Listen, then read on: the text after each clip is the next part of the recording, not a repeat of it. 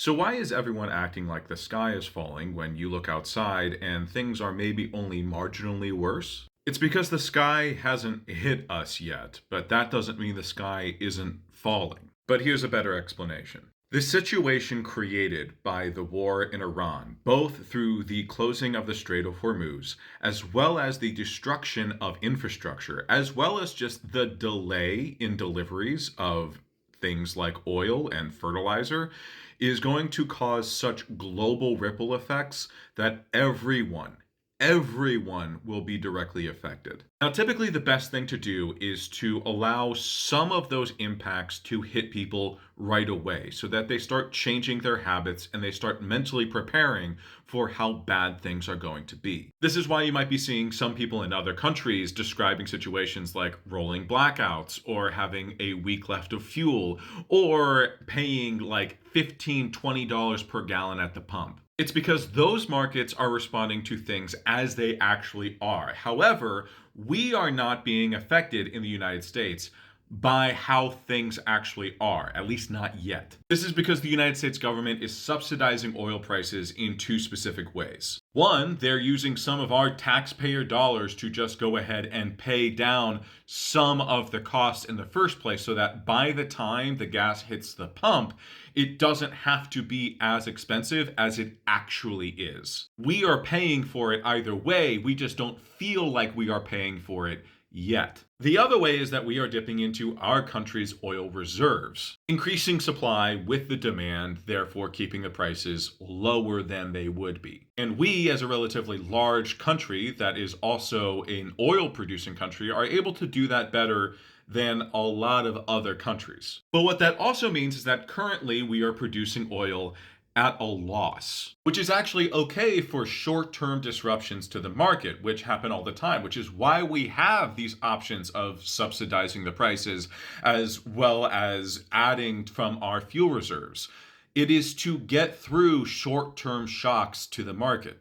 But what we are seeing in response to our war in Iran is not a short term kind of thing.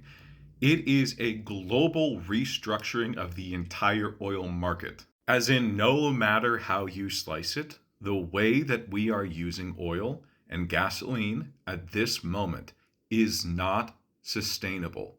And it doesn't matter what your beliefs are politically, it doesn't matter what you think is right or wrong.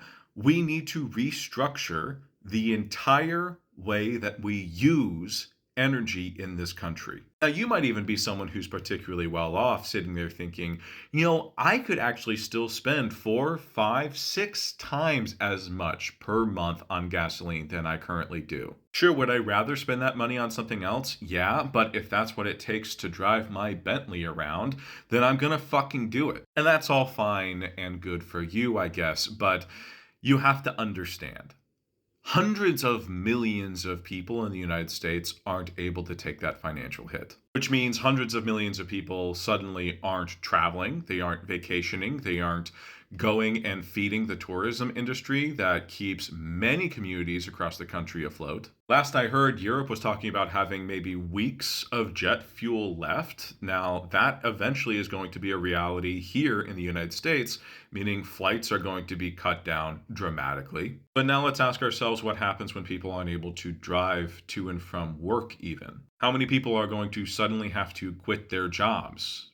Literally, physically incapable of showing up. Or maybe they take public transit or walk to their jobs, but it takes that much fucking longer in order for them to get to their jobs and they're dropping other work. Who's taking care of their kids that suddenly need to wait 2 hours for their parent to come walk and pick them up? Not to mention the cost of all of that energy combined with all of these other shocks to our general economy is going to hit every aspect of the supply chain. If a business both has to pay more for the energy it takes to create their goods as well as pay their employees more just to fucking show up, well, that means that their product has to cost more. And guess the fuck what? There isn't a product in the entire world that doesn't require energy or labor to create, which means everything, everything on earth costs more. And we are living in a country where apparently over half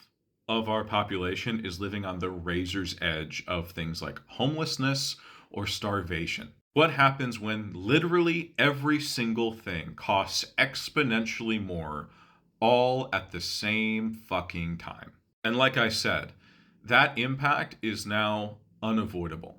It has already happened. We are just waiting for the wave to get all the way across the ocean and crash upon our shore. And here's the thing, the wave gets bigger and crashes harder the more we try and fight against it. The more we subsidize fuel prices, the more we pump our reserves into the economy, the more we're going to hurt when it finally all crashes down on us. Because those are resources that could be used to help rebuild and get us back on our fucking feet after all of this hits. Or we could burn it all now and have fucking nothing by that time. So that is why both you are not feeling like the economy is completely fucking crashing, even though it is in the process of completely fucking crashing, as well as why we need to look forward to the crash. Because every single day that goes by that we are not feeling that crash, the worse the crash is going to fucking be.